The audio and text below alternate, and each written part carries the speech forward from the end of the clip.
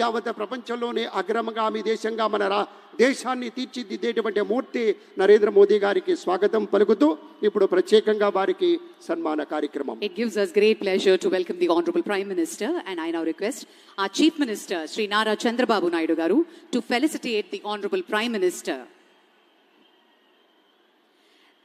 This is our very own Dharmavaram Angavastram, specially being felicitated by our Honorable Chief Minister, and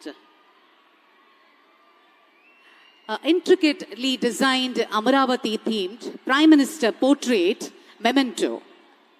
ప్రత్యేకించి కళంకారి రీతిలో దీన్ని రూపొందించి ప్రధాని గారి పోర్ట్రేట్ని మొమెంటో రూపంలో అందిస్తున్నారు ముఖ్యమంత్రి వర్యులు. Huge round of applause. ముఖ్య అతిథి వారికి ఘనంగా సత్కరించుకుంటున్నాం. గట్టిగా కరతాళ ధ్వనులు ఉండాలి. మరింత గట్టిగా జై హో, జై హో ఆంధ్రప్రదేశ్. ధన్యవాదాలు, ధన్యవాదాలు. ఇంత మహోత్కృష్టమైనటువంటి చారిత్రకమైన మహోజ్వల ఘట్టానికి ఆలోచన చేసింది మన ప్రియతమ నేత శ్రీ నారా చంద్రబాబు నాయుడు గారు.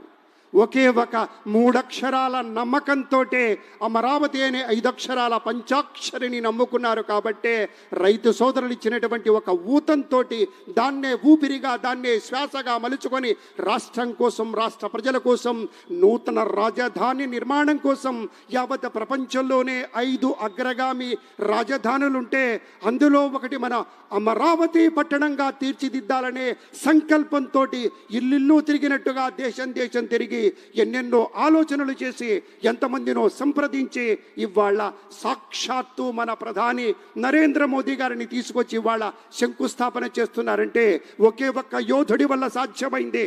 ఆ యోధుడి పేరే మన నారా చంద్రబాబు నాయుడు.